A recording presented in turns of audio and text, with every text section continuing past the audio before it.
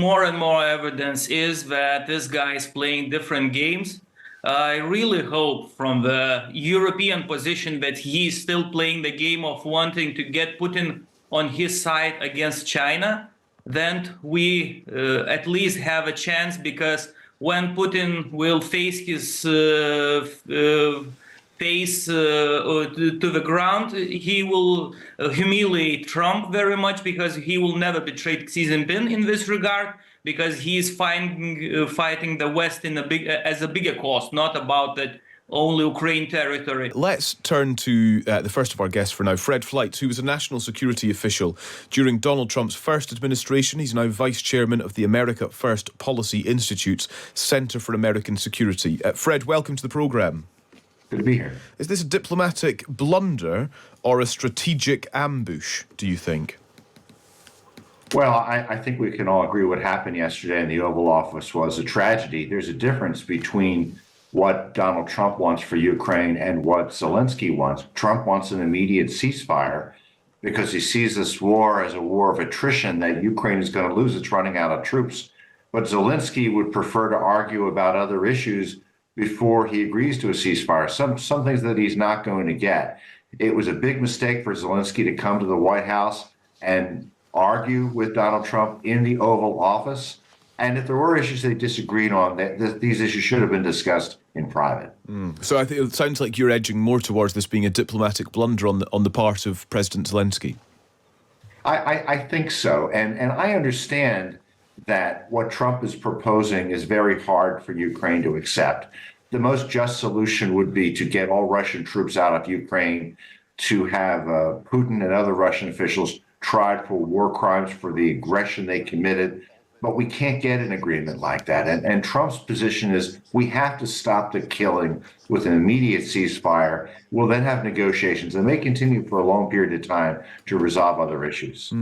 I suppose, Fred, and forgive my naivety perhaps, but why can't we have an agreement like that? If Donald Trump and President Putin of Russia are so closely aligned at this point, why can't Donald Trump, the ultimate deal maker, get Putin to simply withdraw and stop the war?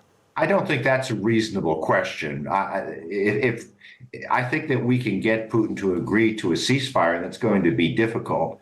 But to convince Putin to pull all troops out of Ukraine, I think that would be a Houdini-like arrangement. But I think Trump is going to use his diplomatic and deal-making skills to get Putin to agree to a deal, to freeze the war where it is, hopefully give back some territory, and to get the Russians to abide by an agreement. That would be an enormous achievement. What you're proposing, I just don't think is realistic.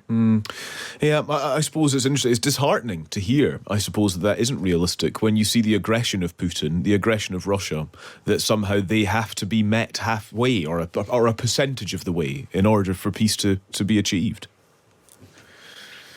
Well, I think we have to live in the real world. And if there was a way to get Putin's troops out of Russia, I'd support it. I haven't heard a proposal like that. If NATO troops in the U.S. were prepared to go to war, to send combat troops into Ukraine, maybe to invade Russia to arrest Putin, we could get the idyllic solution that you proposed. But no one wants to do that against a nuclear armed state. So we have to get an agreement that's reasonable, that saves lives. Yeah. What then of the previous diplomatic meetings of the week? President Macron of France and Sir Keir Starmer of the UK met with Donald Trump, and, you know, by most assessments, those were relatively successful. They seemed productive, they seemed comfortable, they seemed friendly even. Is all that work undone by the events of the last 18 hours or so? I don't think so. And I was very encouraged by the visits by the British Prime Minister and the French President to meet with Trump. I think it indicates that they're going to stop opposing everything Trump proposes and to try to work with him. And I think it's very promising that Trump put out a Truth Social post after this disastrous Oval Office meeting, which he expressed a willingness to meet with Putin again when he's willing to talk peace. And Trump sort of indicated with Zelensky. I'm sorry. He's willing to talk to Zelensky again when he's willing to talk peace.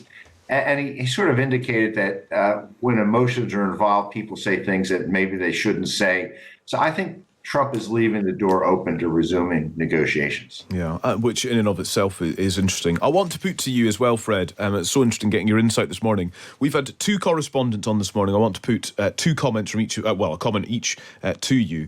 First of all, one of our correspondents in Kyiv said he was in a bar area where lots of US diplomats were gathered last night, and they had their heads in their hands at this Oval Office meeting.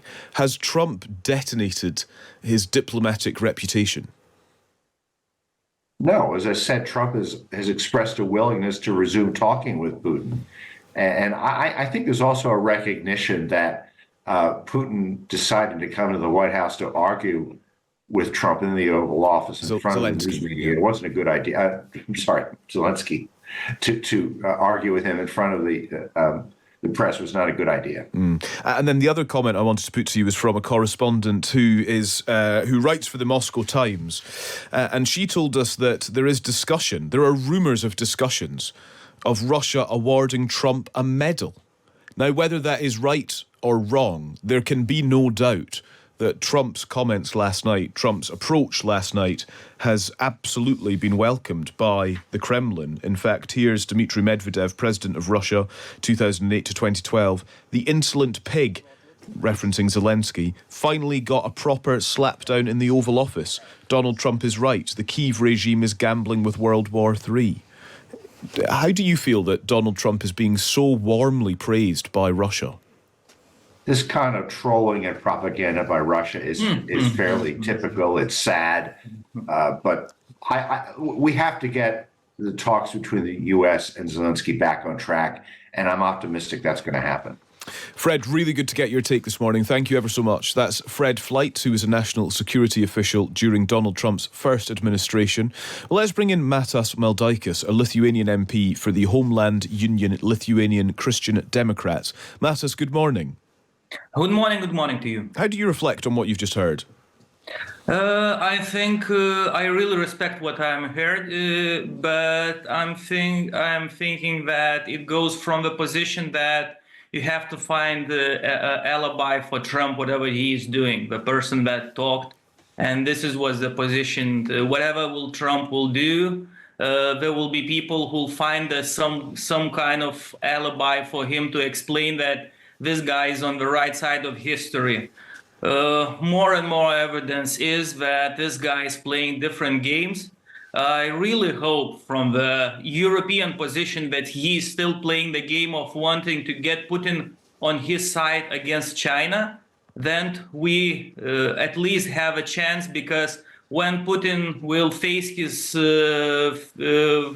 face to the ground, he will humiliate Trump very much, because he will never betray Xi Jin Ping in this regard, because he is fighting the West as a bigger cause, not about that only Ukraine territory. Then we will have a chance to sit with Trump and have a good deal for Europeans, for Ukraine, and for free world, as they are saying, and for United States, for the Britain. If not, if it is about showing his just ego, power, and have a good deal with Xi Jinping and Putin, then we are in real trouble here.